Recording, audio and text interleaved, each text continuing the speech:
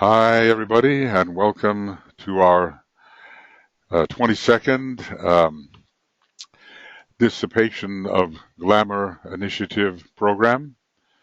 I feel like a moving point, hopefully of light.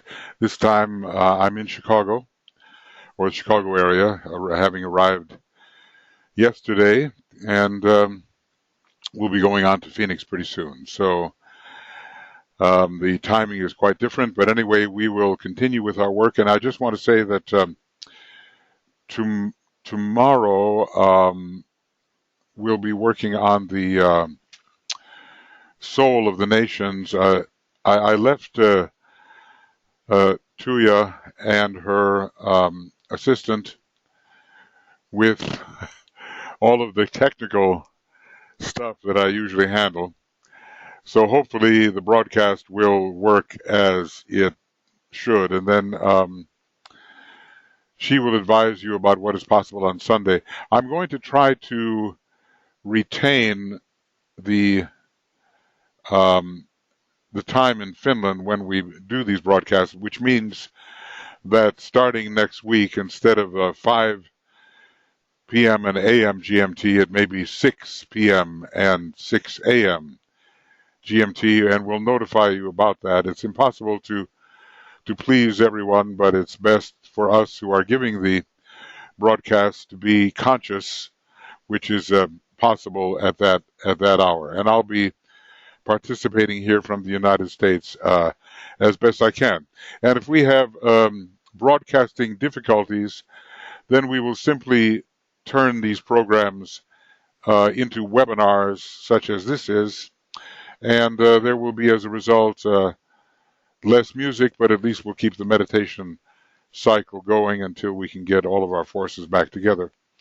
So thank you for being here for this work. There are 26 of us right now, and just to welcome Alex, Annette, Antoinette, Bibi, Carl, Ecclesia, Francois, Jan, Jean. Oh, hi, Jean. It's been a long time.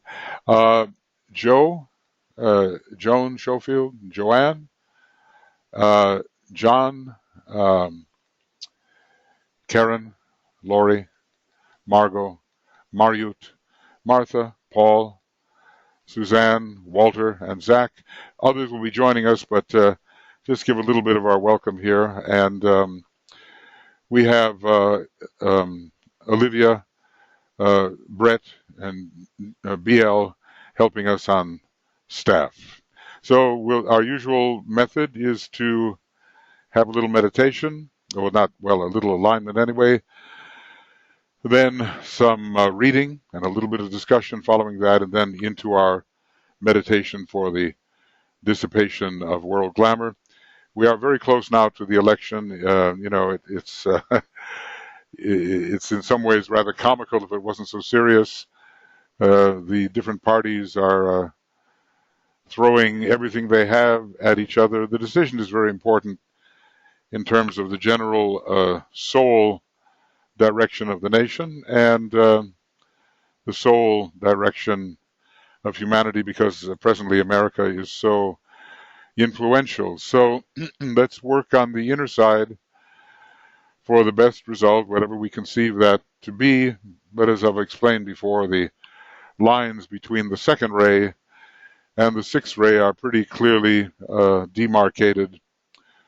One is pretty much Pisces and the sixth ray and the reactionary individualistic forces, and the other has a more global perspective and perhaps takes in something of the Aquarian soul of the United States. That's very interesting because with Russia, that soul sign aligns with the future of the planet during the next over 2,000 years. And if it's really so that the larger Platonic year, which is the age of Aquarius, in the larger sense, including 12 equinoctial ages, an age of 25,000 years is impending, and that age being shall we say, influential in a much larger planetary sense, well, then this Aquarius energy, which the United States has on the soul level, is very important to cultivate. The age of Aquarius has not yet begun. We're in a transition phase, and ever since the appearance of Francis Bacon, who became the Comte de Saint-Germain and who is the present Maha Chohan Master R, ever since his appearance with a horoscope that was very strongly Aquarian in nature, we have been in that transition phase on our way to the true age of Aquarius, which the Tibetan tells us will start in another 100 years, really, in the year 2117.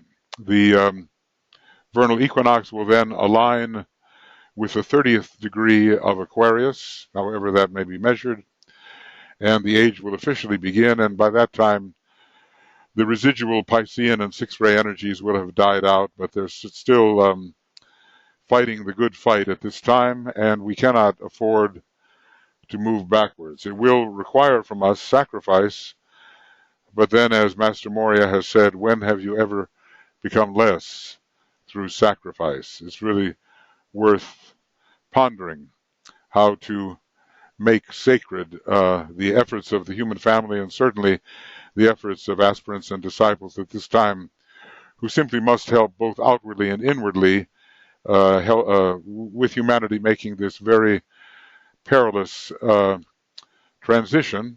It's always perilous, but when you're talking about introducing a much greater presence of the fifth kingdom of nature, the kingdom of souls, into the human equation, which is now occurring, then the forces, the counter forces which want to prevent that, really rise up in full power, and so we have our hands very full, and all the work that we do here on the inner side is very important.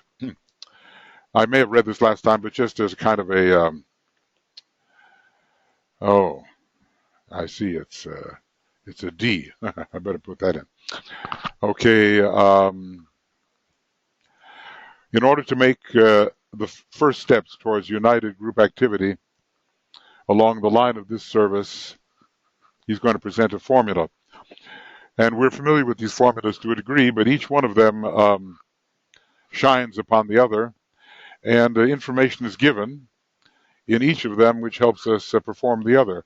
So now there are, some 27 of us here. It's a good number. It's exactly the number that's going to be in the advanced esoteric schools of the future, 24 students and 3 so-called teachers. And we'll link with each other, whatever continent we may be on, whether in Australia, New Zealand, or in Europe, or in the Americas, and other places occasionally too.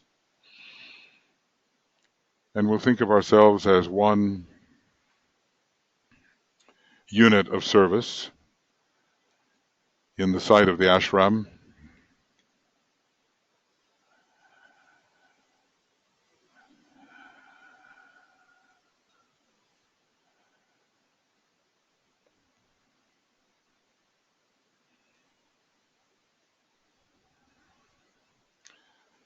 And aligning ourselves with the purpose of the great ashram and all of its subsidiaries, we are going to be attempting to help clear a little bit of the astral plane of the veiling glamours.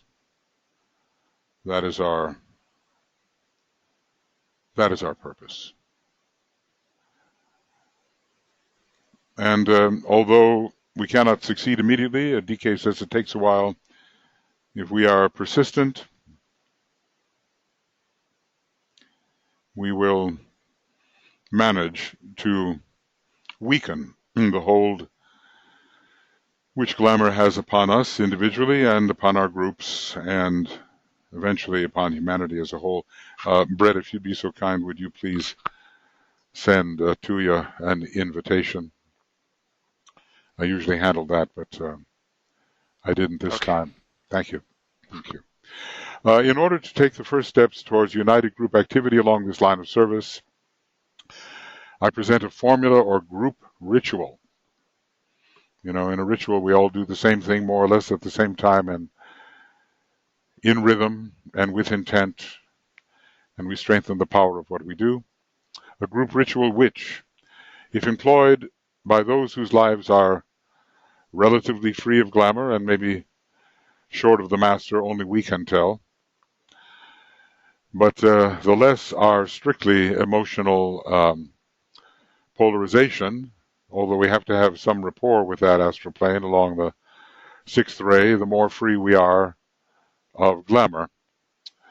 So that's who we're supposed to be, relatively free from glamour, who are realists. That calls for the fifth ray and the seventh ray, and to see things as they are and not according to our biases and how we would like them to be, and who are recognized by the group as thus relatively free, as we all do see each other, and who are animated by good intent, goodwill, love, and action, our intent to see achieved that which the ancient Greeks tried to fathom as the good, which is finally a great purposeful pattern conceived actually upon the logoic plane. The final good is an arrangement of energies which is archetypal, in which we have to reflect in the lower mosaic worlds. Mosaic worlds, the world of fragmentation, which we will make into a whole. So these are all our requirements. If we can do this, perform this group ritual, it will do much to bring to an end certain aspects of the world glamour. Maybe not all, because it's older and of more strength than we really know. Their effort, our effort, combined with that of similar groups, and there are a number of groups. This group which Olivia, Tuija, and I organized is certainly not the only one, and DK doesn't intend that there be only one, but a number of groups working at this will so weaken the power of these ancient glamours that the, quote, I love this, day of clarification will eventually come. That day of clarification has to come in the consciousness of all of us, and we will notice the difference. The scales that are on the eyes are kind of interesting because they are in some ways rather transparent but veiling. So you can't see the scales that are blocking true vision, symbolically on your eyes. But when they lift, then you see what was not there, what has always been there before, but that which you could not see before. I'm at my brother's house. It's a bit of a communication center here. So if you hear an occasional phone call, the whole place is wired. We just let it pass. So the second initiation, as I say, is for many a major step in the consummation of this clarification. And basically the students of Master DK, that those he had in his groups of 9, and probably almost 50 students, they were basically, a lot of them, working towards the second initiation, either in that life or the next, and being like them pretty much as we are, we can consider ourselves somewhat that way. First, however, let me briefly offer the use of the individual aspirant a formula. This is going to be the individual formula whereby he may aid in freeing himself of his particular glamour or glamours. I will tabulate the process and the aspirant, and that's us. Until the third degree, we're the aspirant, and even beyond that, we're always aspiring to some fuller coalescence, cohesion with the whole. And the aspirant will do well to follow it as given, having in his mind no sense of time, and being willing to do this work regularly for months, and if necessary, for years, and it may well be necessary, until he has freed himself, and the light breaks in on the astral plane through the medium of his astral body. I would suggest that no aspirant attempt to tackle the problem of glamour as a whole. We don't want to bite off more than we can chew, or seek to dissipate all the glamours to which he is susceptible, most of which we probably don't even know. He is dealing with very ancient evil. He calls it that, and we remember that both Alice Bailey and the Tibetan had what they described as a horror of the process of glamour. Then DK says, well, it may not have been so long since Alice Bailey fell victim to it, and a very long time since I have, but we both view it with a certain horror. So, he is dealing with very ancient evil and with firmly established habits of glamour. They are closely connected with the aspects of his daily living, with his sex life, or with his ambitions. A lot of egoism there, and whenever there's egoism, it shrinks the field of consciousness and centralizes in the center of the field of consciousness an illusion, a partiality, the lower ego, and we don't see things in true proportion. They may be connected with his relations to other people. Certainly our relationships are glamour fraught so often, with his pet ideals, by means of which he excludes other, even more important ideals and ideas, his dreams and his visions. All these things are connected with how glamour may be appearing in our lives. He should choose the glamour that is the most apparent. I hope we've all worked on that a little bit and have thought, out of the many glamours, whether connected with the ray we think we have or whether suggested to us by the promptings of our own inner process, that we have chosen something we want to work on, the glamour that is most apparent and the most hindering at any time. And there is always one, he says, always one. So the question is, have we found it? And for its dissipation, he should work conscientiously.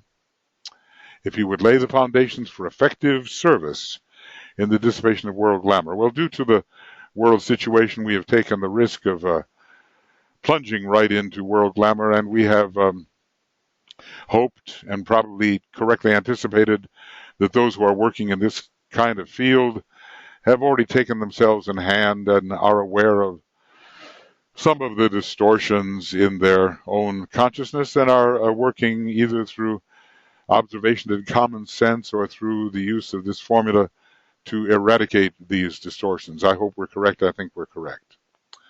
So that's a little bit of the preamble, and then he deals here with the dissipation of glamour in the individual sense. And of course, we will recognize that these stages are, to a degree, quite like the stages in the world glamour, but he explains a bit more, and I think it's important.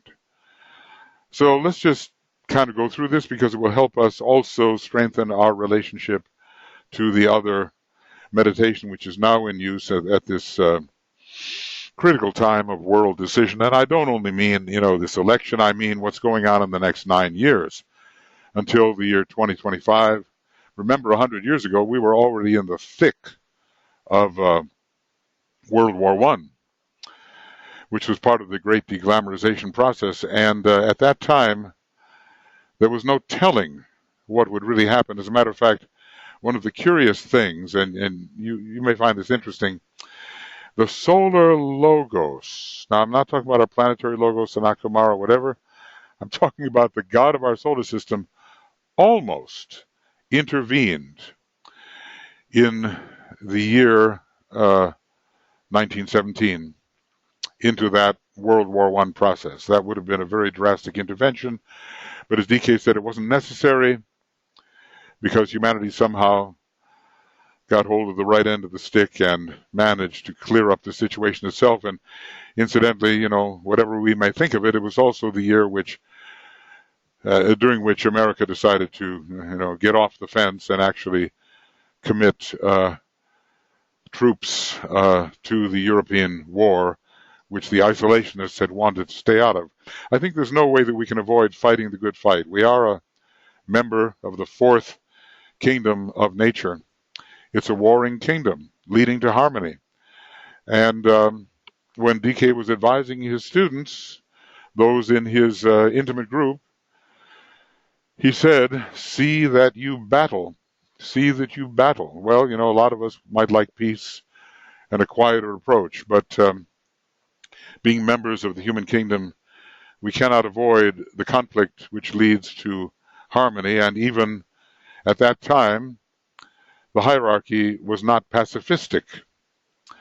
It always took sides in relation. It didn't mean it didn't love all those who were the enemy and all that, but it always took sides for those who were fighting for the soul of humanity and against those who would drag human consciousness back into the bad old ways.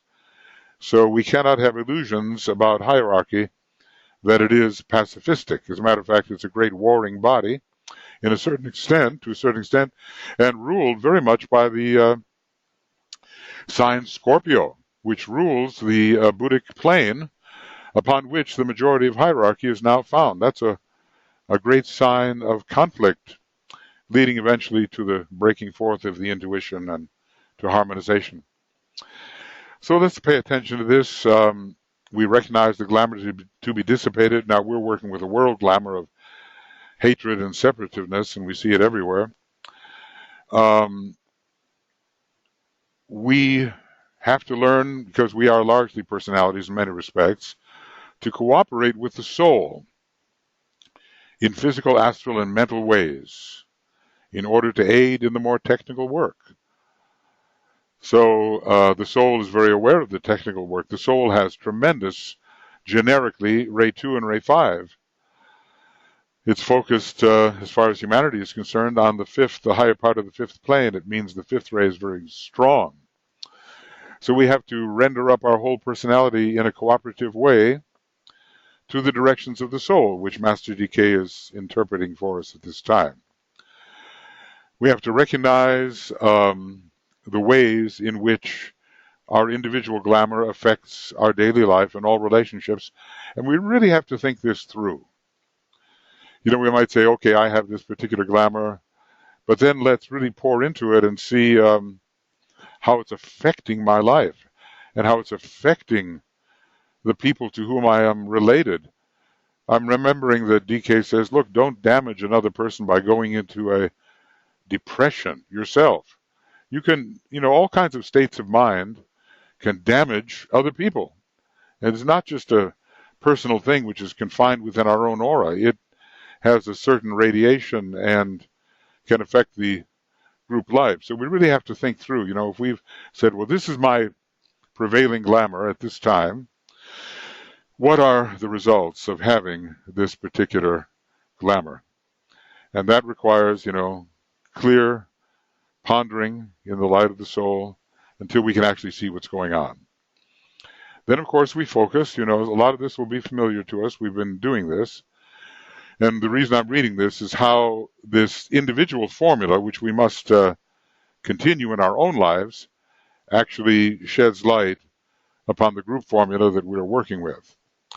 So we're going to focus the light of the mind and the light of matter, which is largely etheric physical, because a lot of this work is treating the astral plane as if it doesn't really exist. We focus these two lights, the light of vitality and the dark light of matter, in the mental vehicle. Sometimes he says mental plane, sometimes he says mental vehicle. We have to do this always with the creative imagination. It's our great tool for the arrangement of energies on subtler planes. This is done by a process of lifting up and a blending and fusion, and we just, inwardly, we see this happening in whatever way the images present to ourselves.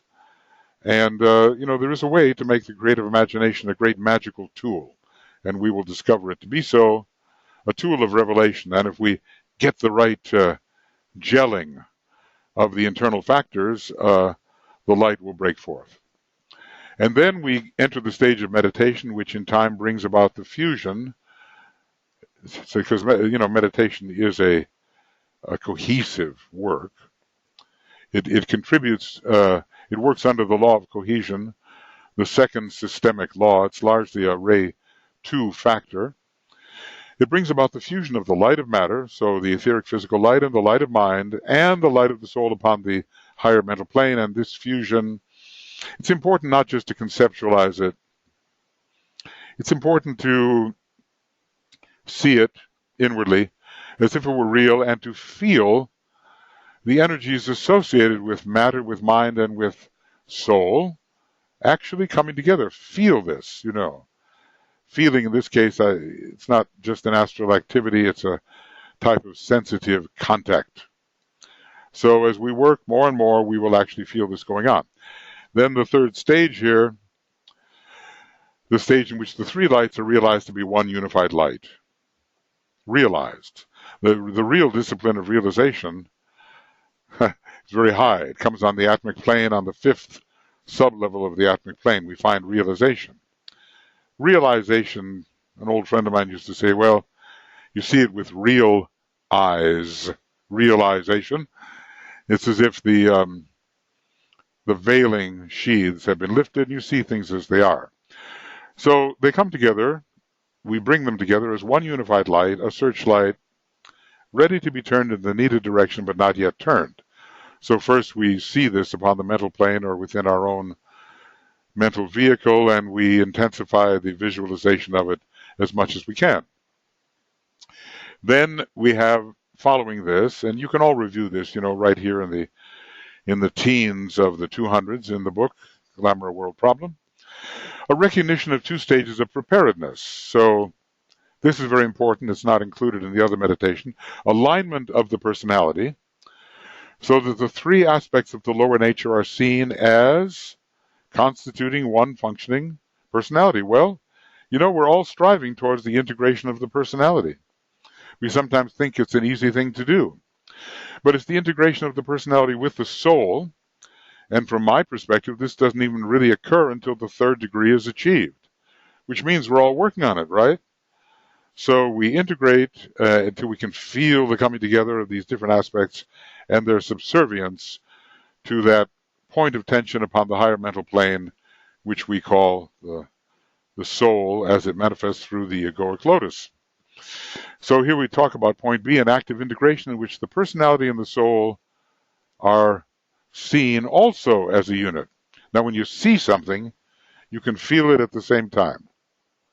Merely to see something without the sensitive experience is only part of the picture. So you see and feel. This is done through the dedication. Notice here we have the dedication, the devotion, the dedication, the commitment of the personality to the soul. We take care of that on our personality level. And then something we don't take care of, and it's acceptance by the soul. Meaning that we have an active participator up here on the higher mental plane, that part of the solar angel, which is present in our egoic lotus, and an acceptance comes. There's always something saying, I accept you, I accept you. A group applies to Shambhala, and here's the words, accepted as a group. Well, the soul says, I accept your personality as a group, and I accept its dedication. Maybe we can feel that is happening. Maybe something will gel in our alignment, whereby we will recognize that this higher factor within us, in which our identity also participates, has somehow recognized our application, our dedicated application towards it. It's important to realize there are, two participants operating here. These two lines of thinking produce a field of magnetic thought and realization. A field of magnetic thought and realization, which again we should feel if we can, in which all the work is done. And then there follows, we want to get so familiar with this that it's really part of our lives. And we can do it at any point in a way that is effective. Then comes a pause in which the whole man, now notice this word, because it's not emphasized in the other meditation, braces himself for the work to be done. What do you do when you brace yourself? The mind alert, the body braced. It's in the integration of formula for the first ray. It's a first ray activity. It's a state of high alertness and readiness to respond at an instant's notice. It is a focus, a point of tension of extreme readiness. A pause in which the whole man braces himself for the work to be done. From a profound preoccupation with the stage of soul contact, that's part of our preparation here, and initial preparation, he now focuses his attentive mind upon the glamour to be eradicated. We got to give enough time for that, of course. So we are really ready to see what it is that is our enemy, in a way, that which must be cleared off the astral plane, if it's not to bewilder us and many others. This does not involve a consciousness of the glamour and its why and wherefore. It means a turning of the attention of the integrated soul personality. See, we act as if we're already at the third degree, integrated soul personality. It means a turning of the attention of the integrated soul personality to the astral plane and the particular glamour, which it is our duty to deal with. The attention is not turned, and this is very important, we should remind ourselves of this, the attention is not turned to the astral body of the aspirant, seeking to do the work. This is a statement of major importance because, and then now here's where our individual glamour work blends into our group glamour work and our world glamour work. This is a statement of major importance because in destroying the peculiar type of glamour with which he is concerned, the aspirant or disciple begins to destroy his share in it, that in him which gives him contact with the glamour. And at the same time, he is preparing himself for the group service along the same line. This will prove no easy task, so none of us should expect immediate results here. By weakening this glamour in our own microcosmic nature, we contribute to its general weakening in the group and in the world, and that's where this individual meditation branches out and supports the others. Then the technique or formula comes up. By the act of the creative imagination, the worker endeavors to see and hear the soul. Now, we may actually do that, or it may be in the creative imagination. This is not emphasized in the other meditation, but we're working to make the soul an active participator here. And by our subservience, our dedication to it, our acquiescence, our willingness, we either through the creative imagination or in reality see and hear the soul, the source of light and power in the three worlds. We don't emphasize love here, but that's included. We endeavor to hear, to see the soul breathing out the Om into the mind of the attentive, waiting personality. This is an inner act of imagination and may lead to the possibility of actually hearing this event occur. There, the light and power of the soul is retained in the personality and held by the positive personality. This is not one of those drifty kind of passive meditations, for a negative attitude is not desirable. The retained light and power, combined with the dual light of the personality, so the light and power of the soul combined on the mental plane and in our mental vehicle with the dual light of matter and mind, focused, as we know, on the mental plane, and actually earlier he says in the mental body, is seen generating, when he says seen, we imagine it, is seen generating an intense light, which can be visualized as a searchlight of great brilliance and strength. Now, have you had the experience, as you visualize something, of adding power to it, of adding luminosity to it? You see a light, and by your own will, through your creative imagination, it becomes brighter and brighter until it has great brilliance and strength. It must be seen as a sphere of vivid, brilliant light, but not yet radiating out or projecting outwards. And I think we can do that. Okay. When this act of visualization is deemed to be satisfactorily accomplished, a pause then ensues, wherein the aspirant focuses all the will he has. Now that's quite a statement, behind the light, and thus, with the use of this will, is contributing to the fusion of the three lights of soul, mind, and matter. This refers to the stage spoken of by Patanjali as that of the, quote, mind held steady in the light. Okay, and will is behind it, and will is part of the focusing process, and through the will, we further unite these three lights into one light.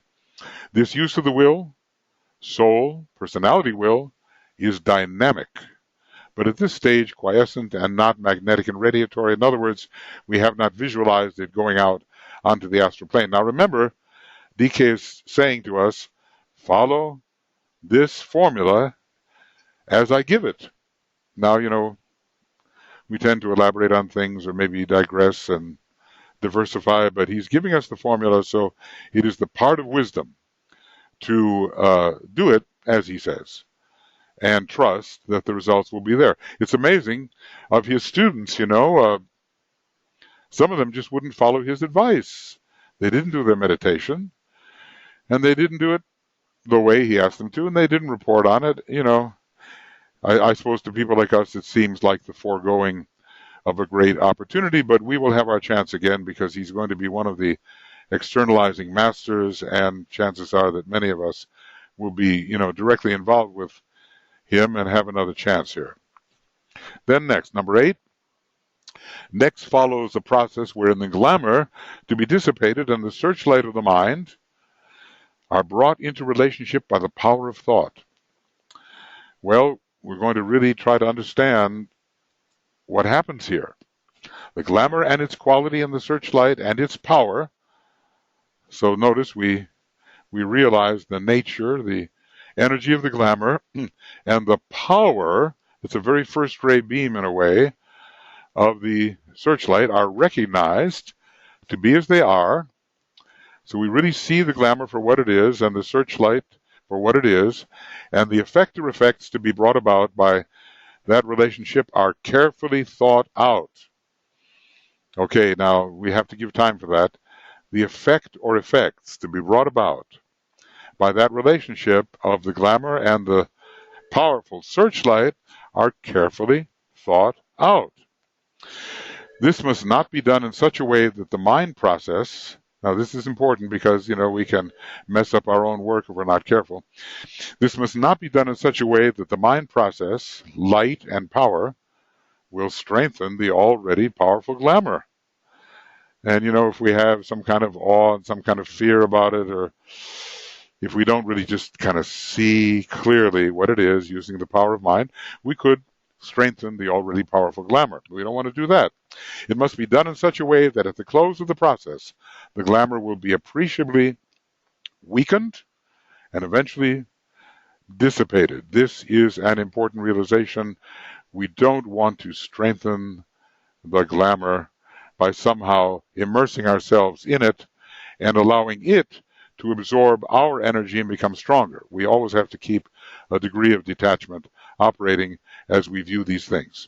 Then number 9, having as far as possible achieved the needed concentration, realization, and relationship.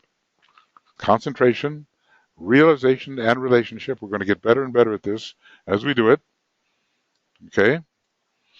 The aspirant then, by an act of the will and of the creative imagination, and you yourself will know when your will arises within you. You will feel it, the feeling of will. I use this word feeling all the time. I don't mean some astral response. I use it in the way Master Moria uses it. He says we must really learn how to feel, and the feeling of the heart is the most important.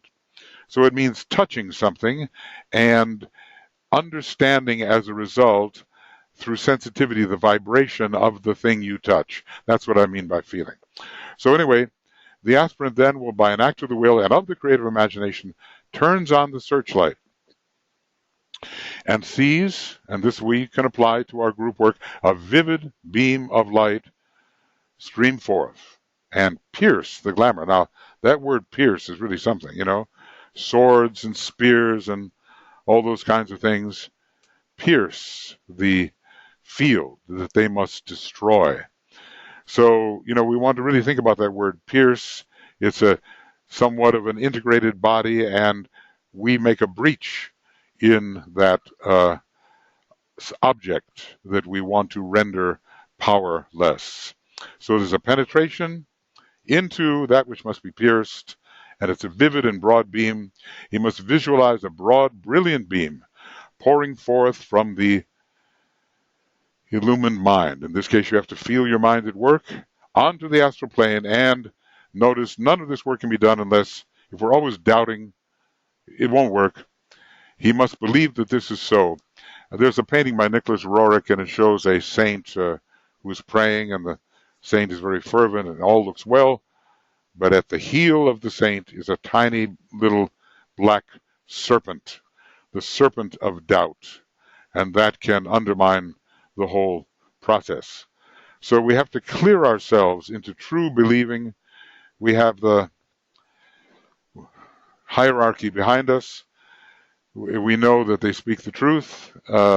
We have to cast aside all of those reservations, which are based upon our own fallible human experience, and take the risk of believing.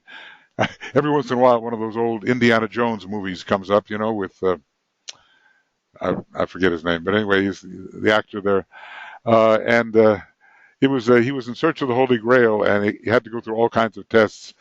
And at one later point of the test, there's this chasm between where he is and where the Grail is, and there's this huge pit that you could fall into. Probably some of you have seen that, thousands of feet down, and you had to step out into the chasm in pure faith.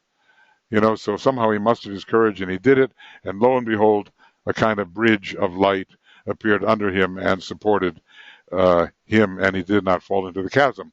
And so many of us, it's quite an allegory of what we have to do. It's the leap of faith, and a person who really has faith will see many, many things accomplished. You know in the Bible, and with the Master Jesus and Christ, when he was at work, when someone was healed, he said, "It's your own faith that has made you whole." So, even though we are aspirants of the mental type and we are learning a lot, we cannot be successful without being supported by a true and liberating faith. Okay, then comes an important and difficult phase of the work. We name the glamour. We see it in the process of dissipation and sustaining our point of tension. It says speak inaudibly here. I suppose you could do it either way, but anyway, at a point of tension, which is focused, immovable will. Tension is focused, immovable will. We say inaudibly, and then we're familiar with these things. We've said them before. The power of the light prevents the appearance of the glamour, and we name it. The power of the light negates the quality of the glamour from affecting me. Oh, this is the individual formula, but we see its application to the other. The power of the light destroys the life, or I say vitality, behind the glamour. And the saying of these sentences constitutes an affirmation of power and of purpose, and must be enunciated at a point of tension, at a point of focused, immovable will. Well, you will know when you have achieved focused, immovable will.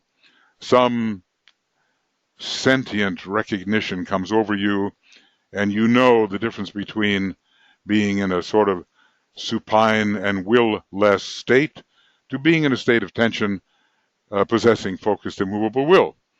With the mind held in steadiness and with a positive orientation, it's a very willful work. And as I said, coming out of your forehead eventually is the initiatic horn of the unicorn, a great weapon and a great beam of realization. So it manipulates, it reveals, and it destroys, and thus the initiate can do. Again, the sacred word is sounded with intent to produce what in the occult parlance is called an act of penetration. And the light is seen accomplishing the following things. Now, it's up to you what you visualize. The light is seen doing these things. It's making a definite impact upon the glamour, however you visualize it. It's penetrating the glamour and being absorbed by it, which will lead not to its strengthening, but to its destruction.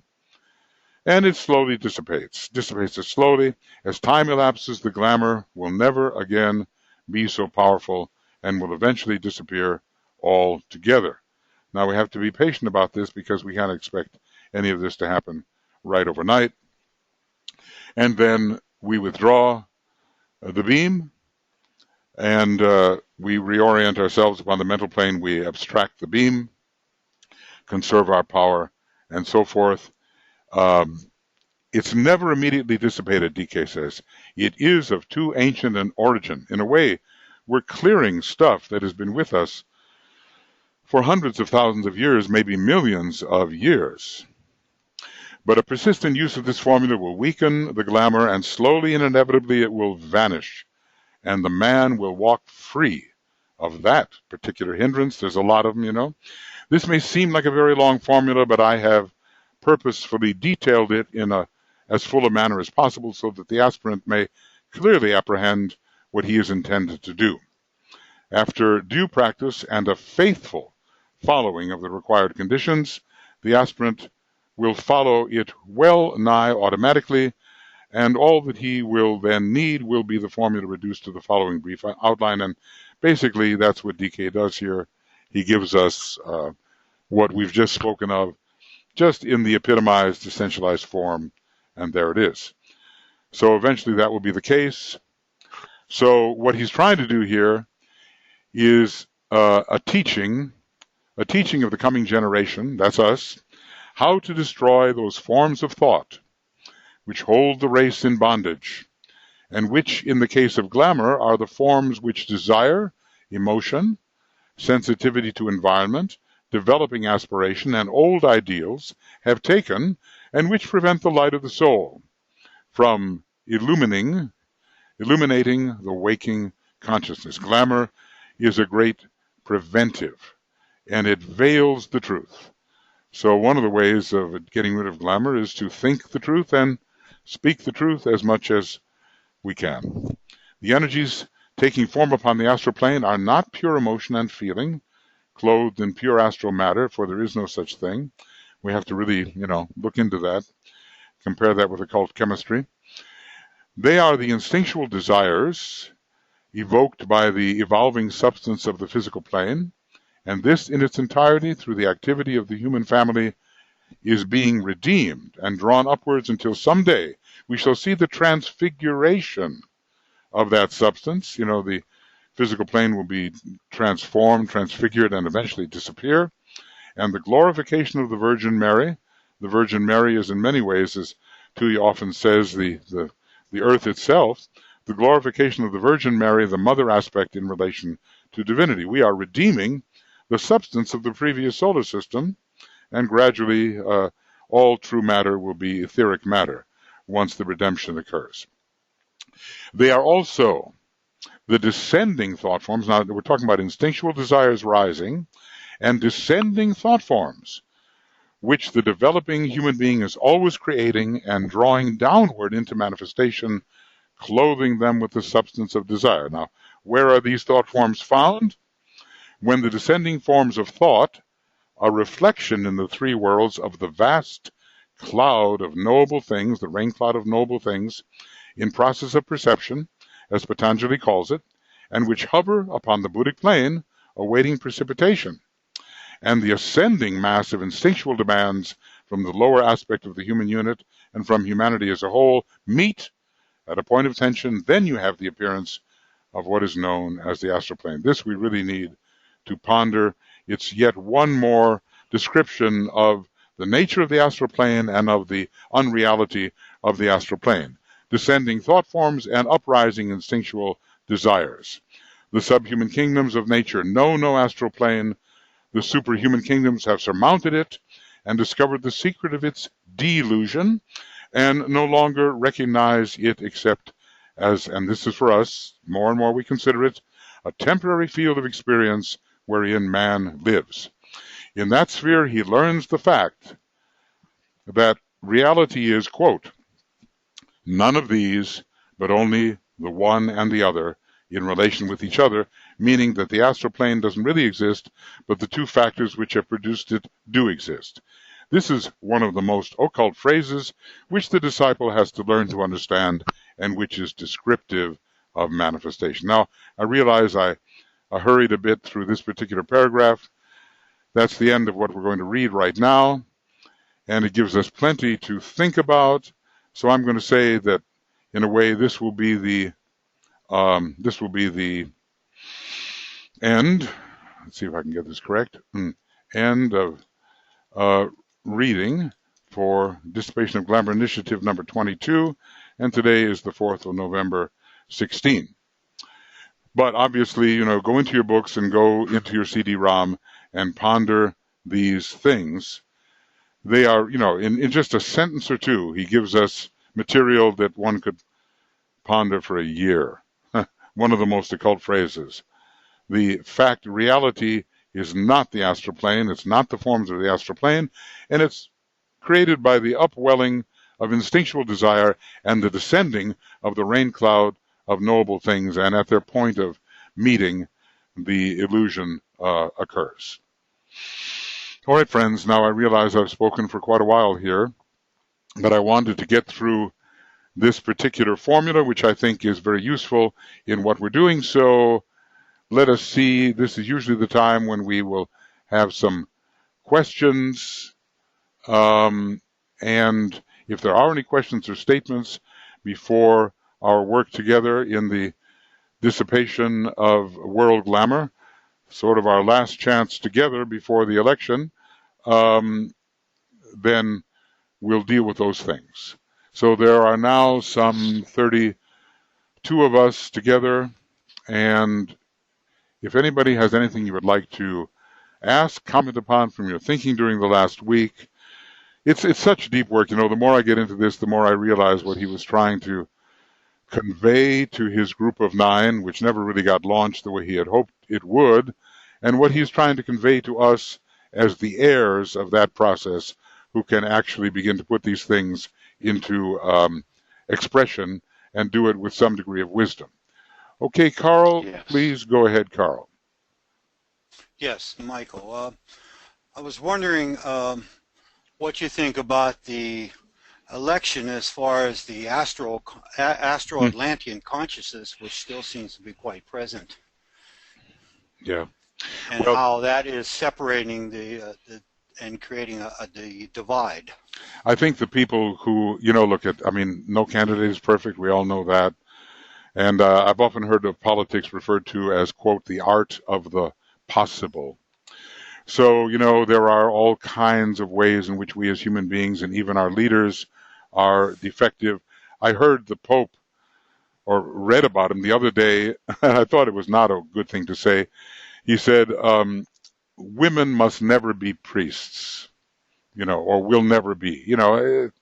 This is crazy in my view, and I don't know why he's saying it. So even some of the finest people we have their limitations. But it seems to me that the Aquarian impulse, as long as we do not have what I would call premature globalization, which is a kind of amorphous mixing of all different kinds of qualities. Every nation must stand up for itself and express its soul quality without a premature mixing. As long as we don't have that, it's pretty obvious to me which side is thinking more about the welfare of the whole and which side is thinking simply about the material welfare of America.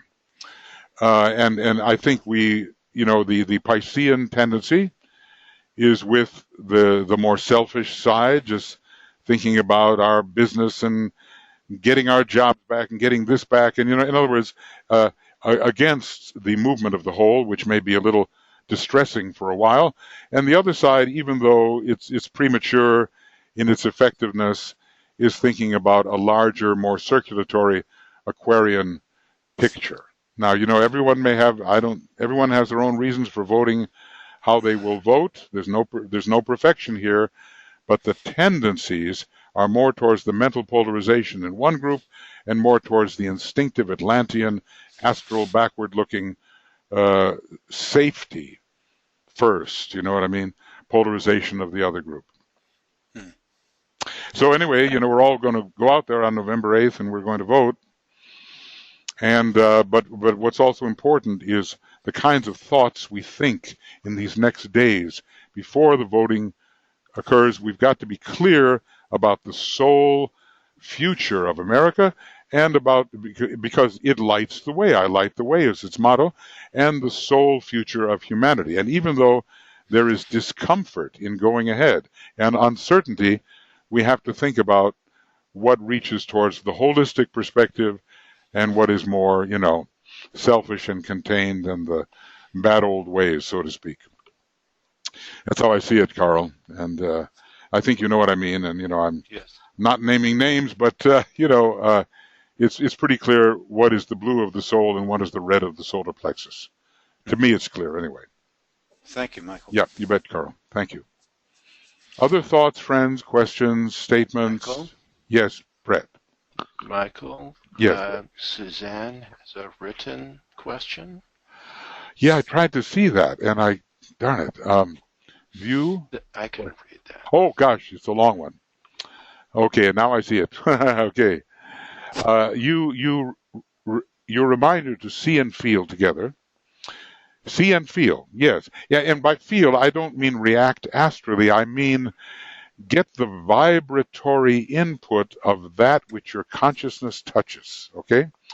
Is an important reminder to those of us who tend towards the mental mode, which we do, of course, as our most comfortable way of operating. And DK would have us do that, but without losing. Look, we all need Uranus, occult mind, without losing Neptune, which is the mystical sensitivity. We have to have both those great planets together. One might know that. To see and feel creates the real. Okay, that's a nice mantram. just as long as our feeling is not a bias, but a vibratory registration of what is there, so that somehow sentiently it makes an impact upon us. This, plus active, loving will, must be key to manifested results. And the reminder to act as the observer, yes, concerning the glamour to be dealt with also is important. Thank you. Yeah, Suzanne, I think these are good points that you are raising. Everybody has to come to this themselves.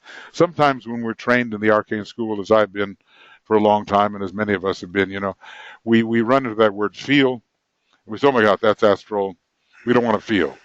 We just want to think. We just want to see. But the Christ, in my view, is feeling into everyone, so that if you take that word feel and you etherealize it and you refine it and you bring it to its height, it ends up being identification. It ends up getting rid of the boundary between your apparent self and someone else's apparent self and making things into one.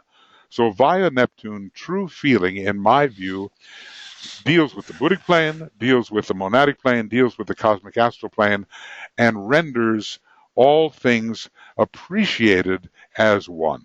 So thank you for your thoughts. I think they're very useful. Brett, is there more? Anything else, friends? Anything else you'd like to?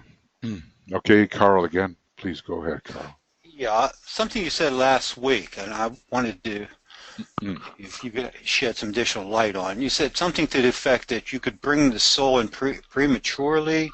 Yeah. If I'm correct, if I'm stating that correctly, and it could accentuate astral tendencies. I think the raptures of the irrational but greatly yearning mystic describe this, and then DK says some people even die of their aspiration. In other words, the mind is not used as a balancing factor, and they just get so worked up that what's in their astral body becomes intensified to a degree that they can't control it. DK actually deals with this somewhere in the book. It's been a long time since I've read the part, but basically he says what's needed for glamour is very much the power of the illuminated, clear mind. But then when we deal with illusion, we better have the powers of the soul and the intuition. That doesn't mean that he's eliminating the soul from dissipating glamour, but the front runner here is the pure, clear, luminous mind using the fifth ray, whatever ray your mind is on. And that is what is needed first to really understand it and project that beam. But with illusion, the soul has wholeness about it. And illusion is all about fragmentation. And the wholeness of the soul and the intuition is needed to come in and dissipate the illusion. Because if people don't have a good mind, clear thinking, and they touch soul power prematurely, it's very, very powerful, and it's naturally connected with the astral plane. See, monad with the mind, soul with the astral plane, and personality with the physical.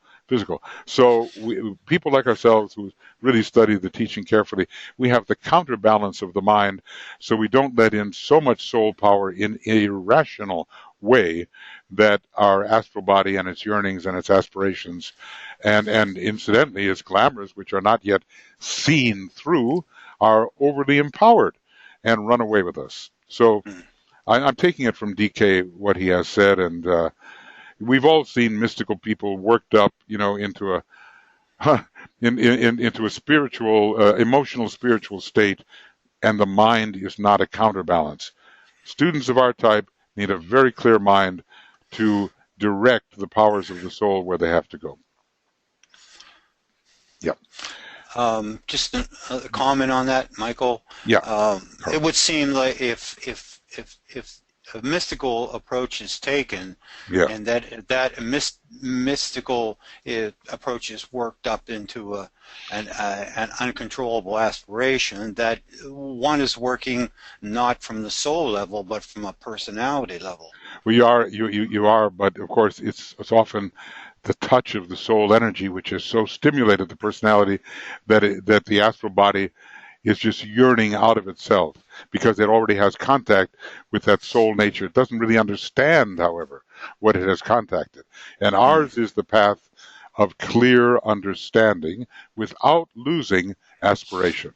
So I'm always astrological in the way I think, and it's a balance between Uranus and Neptune.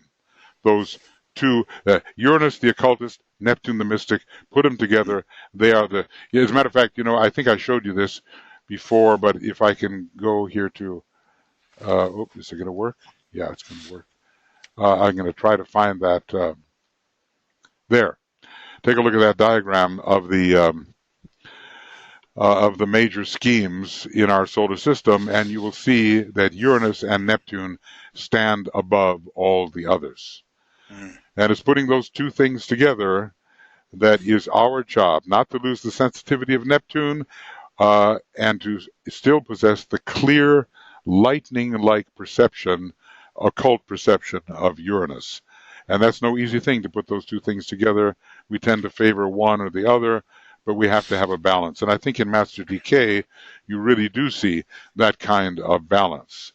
Maybe in Master Jesus or Master Serapis, it's more towards Neptune, and in some others, it's more towards Uranus. We need to try to balance the two. Right. Thank you. You bet, Carl. Any other thoughts, friends, questions, thoughts? Michael, this is Olivia. Hi, Olivia. Go ahead. Hi.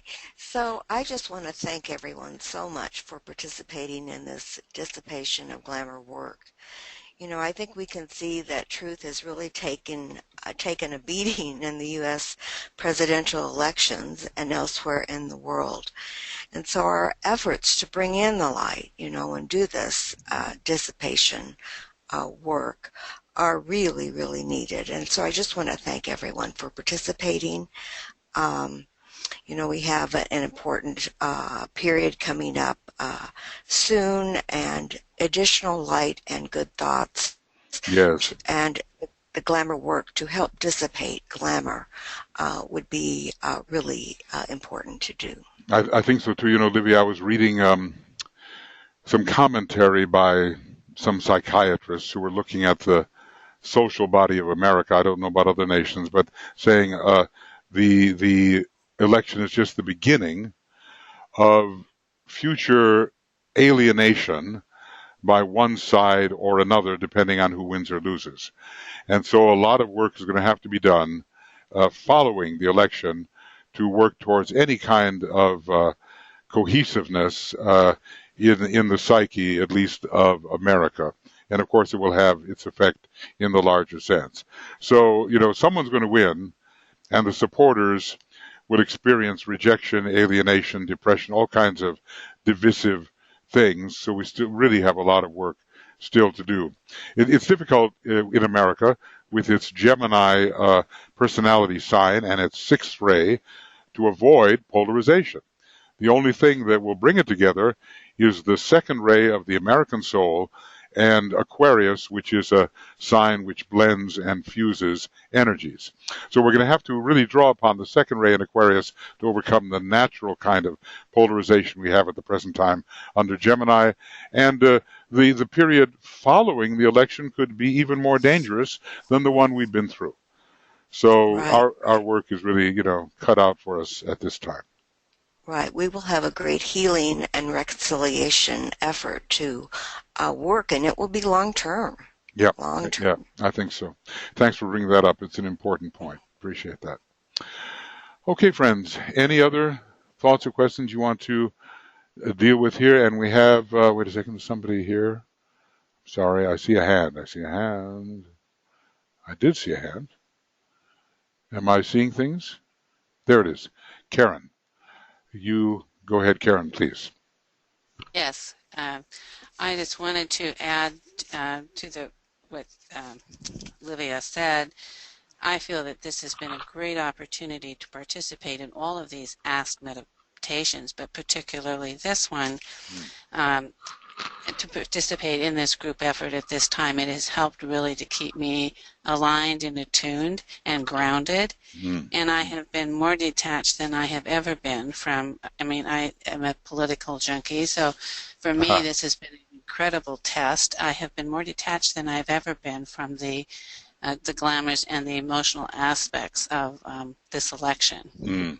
Thank So you. I Yes. thank you. This has been really helpful to me in that way. I'm glad of that. We all need to really see clearly. And when we say that as students of occultism, we sometimes think, well, it's just very easy for us to see clearly.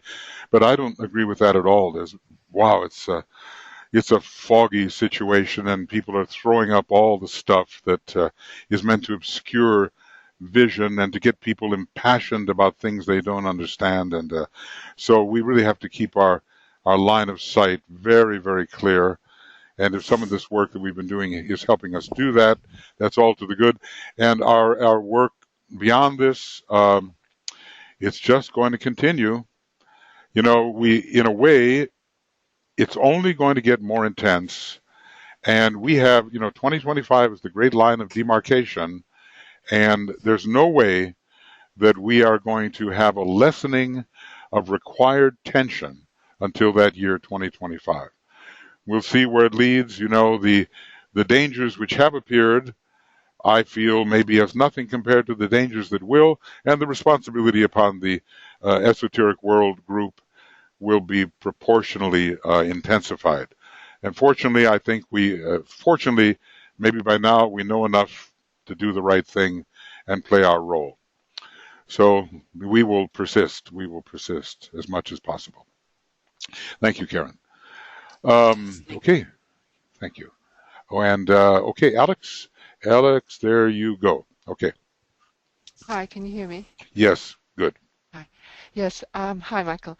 Hi. Just following what Olivia said, it's also happening now on the side of the ocean. I don't know if you heard today's news that the High Court in London overthrew the ruling about Brexit, which is saying that it must be ruled upon and discussed by Parliament. In other words, the government can't just proceed with Brexit without Parliament actually voting on it. So that's really stirred everything up here. But it does.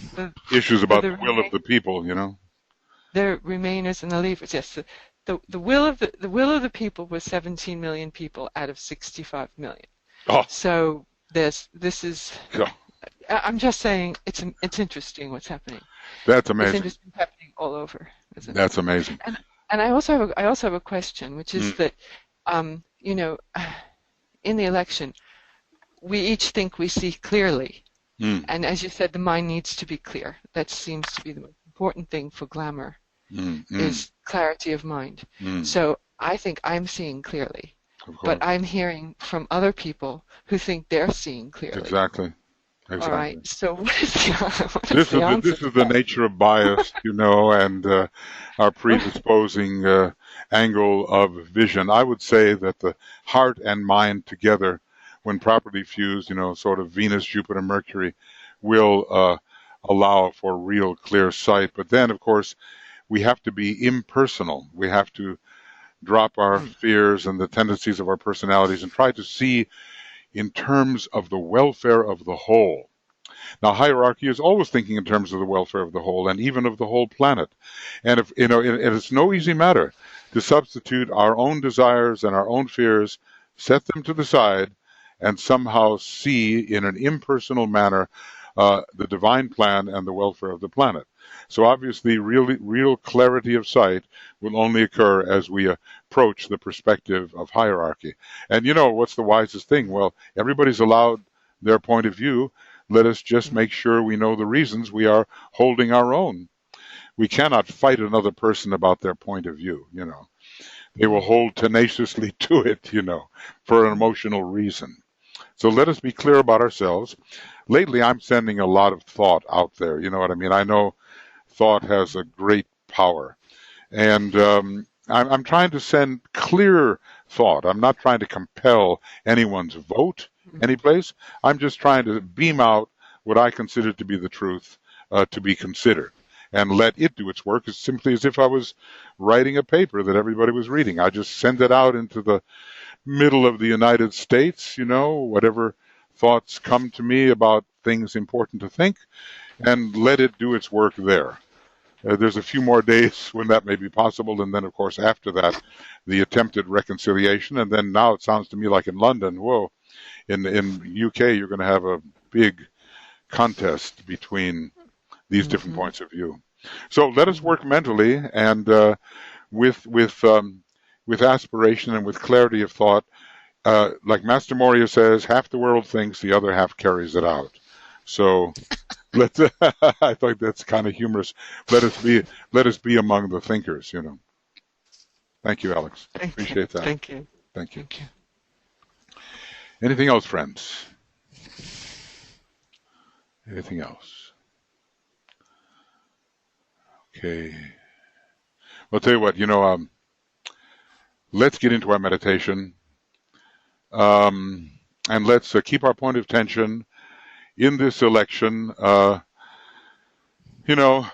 Everybody has foibles. There's no way we're going to have perfection in any candidate. Even I was thinking of writing in Abraham Lincoln as a write-in, but of course, he had his. Oh, did he have his detractors? People who were convinced that he was the very exponent of evil itself. And FDR, a great disciple, he had his foibles. We're not perfect. And even if we achieve the fourth degree, we would realize how imperfect we really are. It's like Blavatsky said, you just can't help up to the fourth degree being somehow an exponent of black magic, or at least gray magic, because it all comes from a limited perspective of our personality. And we just don't get beyond that personality until we manage to break it all up along with the causal body and see as if we were really part of the planet and a monad and part of the divine plan. So all the personal criticism, it's there and it's deserved and not deserved. We have to think of the principles and the direction and the larger picture all the time. Imperfect people have carried out necessary tasks. I'm reminded, in Turkey, so much has gone against Ataturk, but he said, you'd be amazed at how in what a disinterested and impersonal manner he wielded the Shambhala force. And, he had his personal foibles. He drank a lot, and he was a bit of a womanizer and all the rest of it. And DK called that kind of some minor personality difficulties. But somehow he had his vision was shambolic, and he carried it forward. So let's look for the principles here. And the personal liabilities, everybody has them. They will straighten out in time. Unless, of course, you could say, well, Hitler had a few personal difficulties, but in such a case as that, where they are overflowing and poisoning all of the political process, then, of course, we have to really take a clear look and not consider them to be negligible. But every one of us has a big responsibility here. We've got to get out and vote, even just for the dignity of doing so and knowing that you let your voice be heard. And like you said, Alex, if 17 million people out of 65 million, for heaven's sake, that's a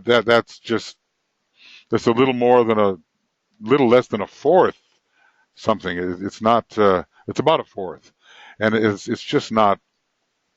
We can't let that happen in the modern democracies. We just can't let that happen. Everybody's responsible.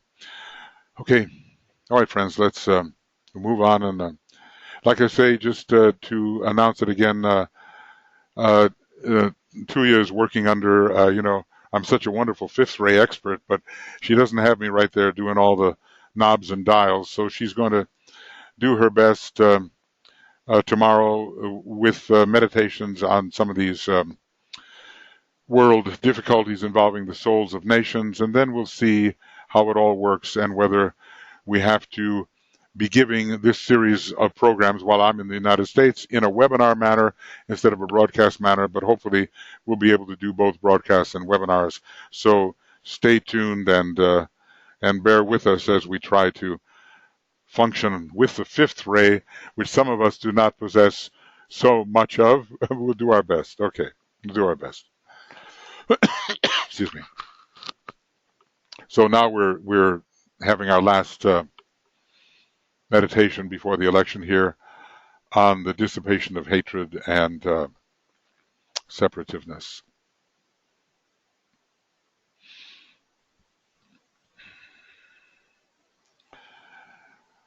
So there are 29 attendees and 4 more of us. So I guess we've made the magical number 33, number so important in the life of the Christ and so important in occultism, even in the number of vertebrae in the spinal column. So for a moment we have some silence.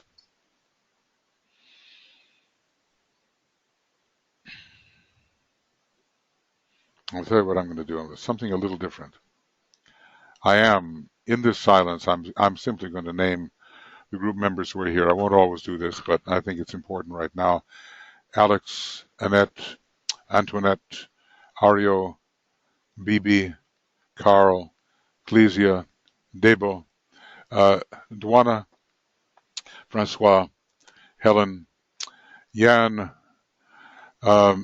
Jean, Joe, Joan, Joanne, John, Karen, Launa, Laurie, Margot, Mariut, Martha, Patricia, Paul, Stephanie, Suzanne, Walter, and Zach, and here on staff, BL, Brett, Olivia, and myself. There's 33 of us.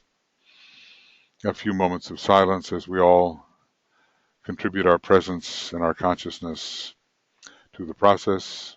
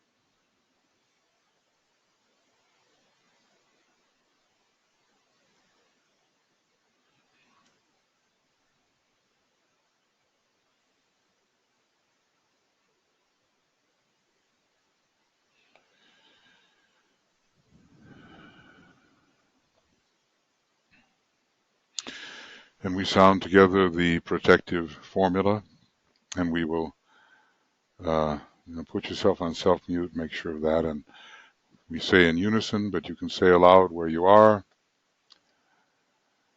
As a soul, I work in light, and darkness cannot touch me. I take my stand within the light. I work, and from that point I never move. We'll do it one more time with the cross of divinity, which involves the long vertical arm and the 2 eyes. As a soul, I work in light, and darkness cannot touch me. I take my stand within the light.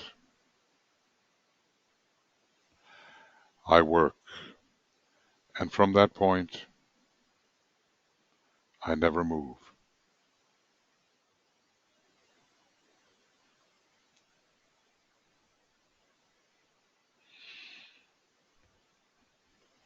And this should give us the security we need to do this kind of work, which is not without its dangers.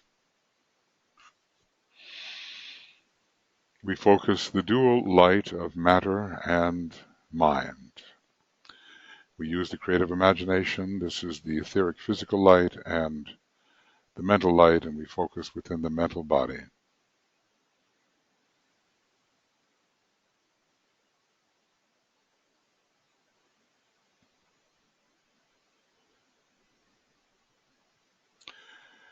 And it produces the power of vitalized thinking and understanding.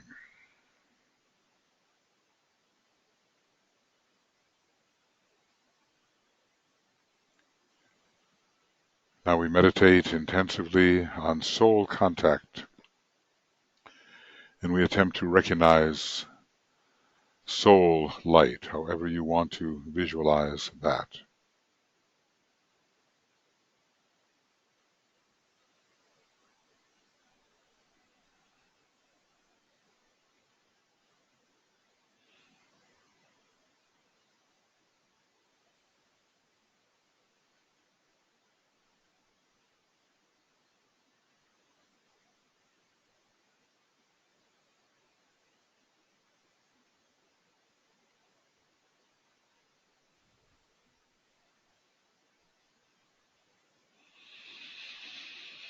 And we bring then, in our creative imagination, the fusion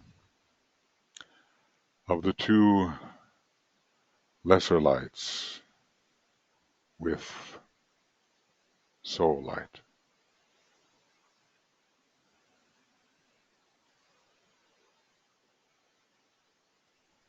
This is fused on the mental plane in the mental body.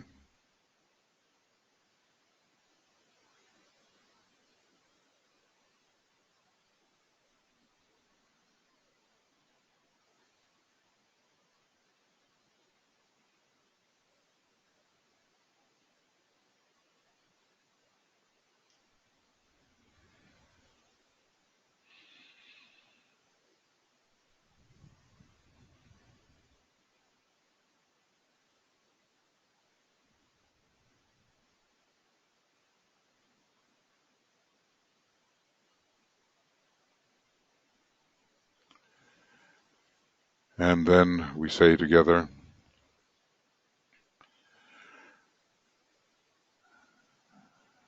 the light is one, and in that light shall we see light. This is the light that turns the darkness into day.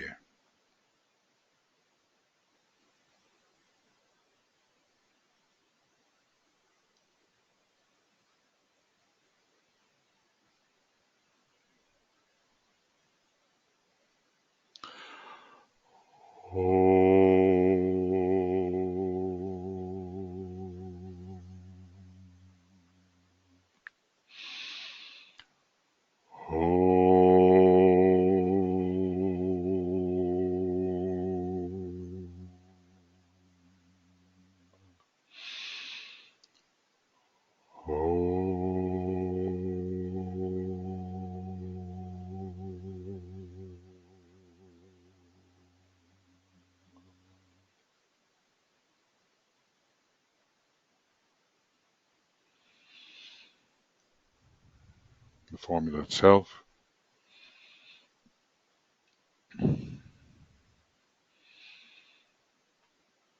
We say together,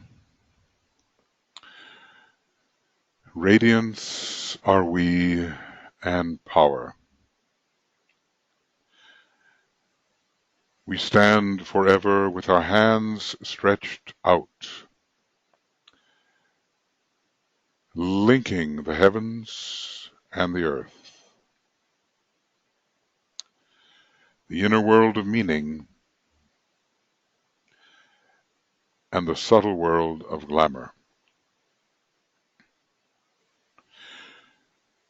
We reach into the light and bring it down to meet the need.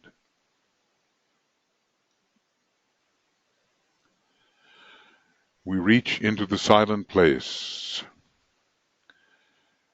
and bring from thence the gift of understanding.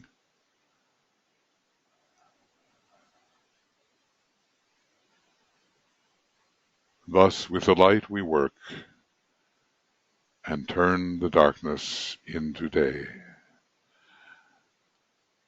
Our searchlight is released.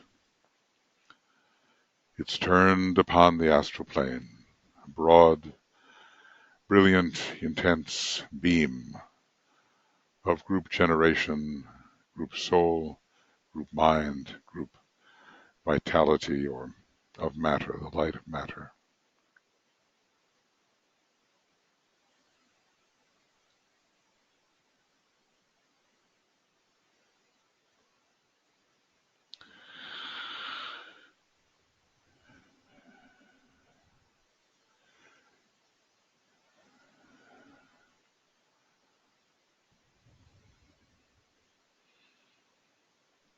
We're bringing our searchlight in touch with the glamours to be dissipated. We understand the process. And we strengthen through invocation, strengthen the beam through the invocation of the spiritual will, remembering it comes all the way from the monad,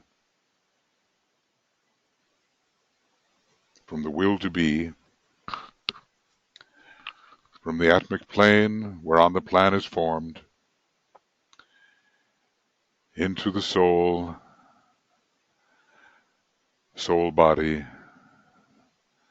the jewel in the lotus, the will synthesis petals, the sacrifice petals, till we access it right through our head center and base of spine. We invoke the spiritual will, we strengthen the beam.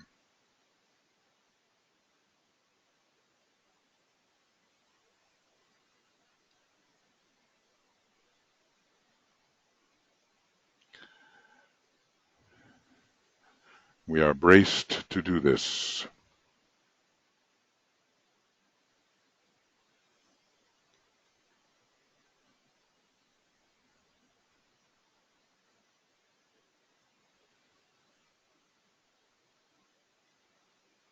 And we say, with power upon its beam, the light is focused on the goal.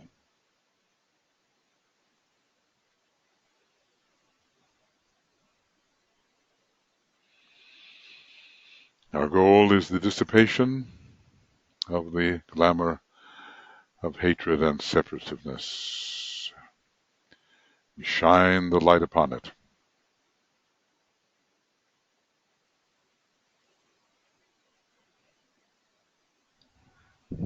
And as we enunciate these words of power,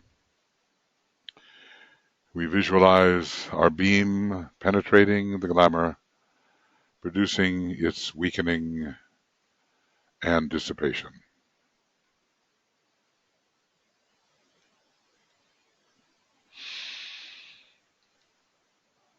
Together, the power of our united light prevents the appearance of the glamour of hatred and separativeness.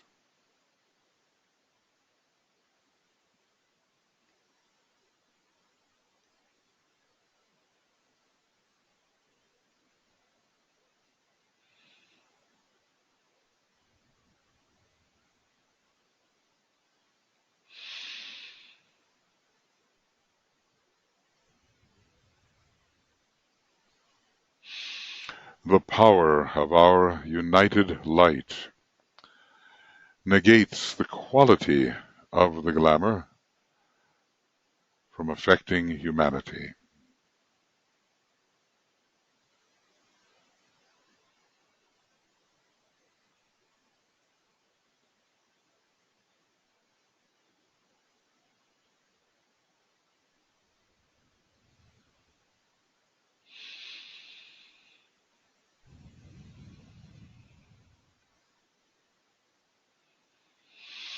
The power of our united light destroys the life behind the glamour.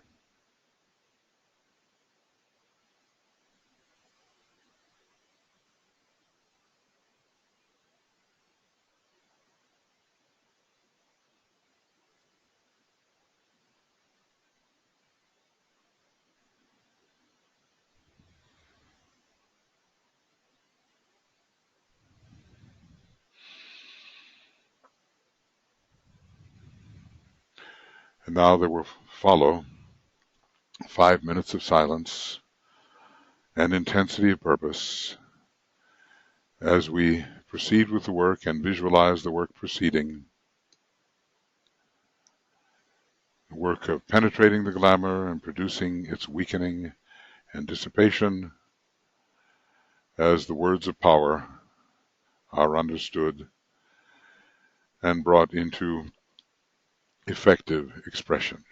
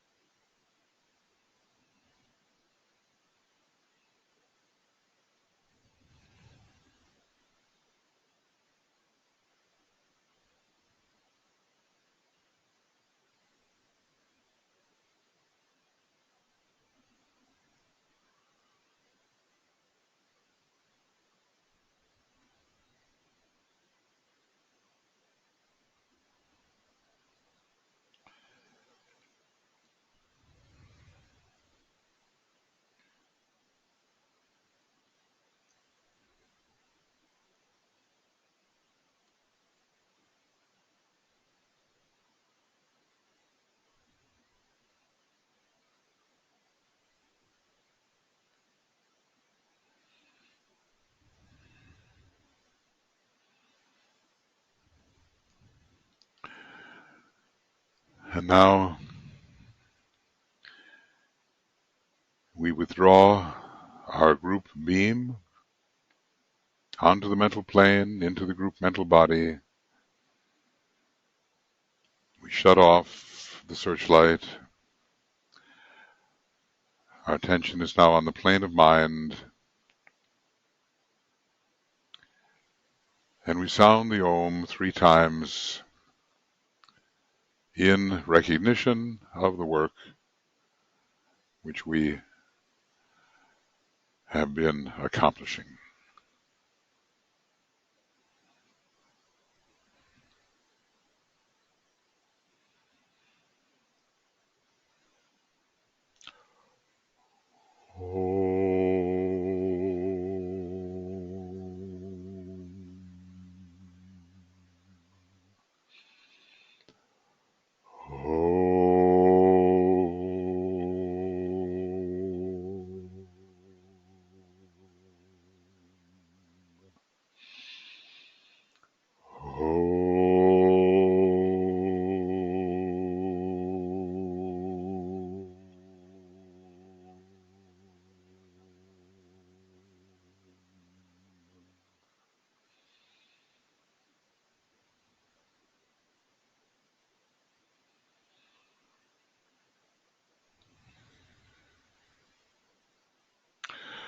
Okay, friends, our success, our capabilities, our skill will grow as we persist. We will persist. Tomorrow, we'll still keep the 5 p.m. time. And I think Tuija is going to do some work on the emergencies which exist in the various nations. Hopefully the broadcast will work. We'll do our best. And then we will continue with the evocation of money for hierarchical purposes, the attraction, on Sunday, also at the 5 p.m. time. Then, when we get into the next week, we'll write you a letter about it, but I think we're going to switch to 6 a.m. and 6 p.m. GMT, while we all go back on standard time. We'll write about that, and we hope you will be able to join us. And if for any reasons these broadcasts cannot be sent, we will work with webinars and we'll keep you informed on the matter. Appreciate very much that you are here and joining us. And I hope also I'm going to be doing some work with Harold in Phoenix, and I hope to have the Scorpio solar fire ritual ready for broadcast at the time of the Scorpio full moon, and we'll keep you informed about that as well. It's a ritual meditation with music, as some of you know, and gives us a chance to participate broadly in the astrological themes. And of course, we will do our normal pre-full moon webinar and the exact moment broadcast as well. So thank you very much for attending. In the event that we need some new kind of link for Glamour, because of the change of time, we will make sure that you receive it. So these next 4 days of preparation for the decision, you can make sure that all the cannons are going to be loosed on both sides, and the attempt to bring obscurity and confusion and emotional inclination as much as possible into the battle. We'll keep our head clear and keep realization going and keep our detachment and try to see the thing through as clearly as possible according to the will of the hierarchy and the purposes of the divine plan. So thank you. I'm back in the States now, and we'll keep working away. All the best, and talk to you soon. Bye-bye.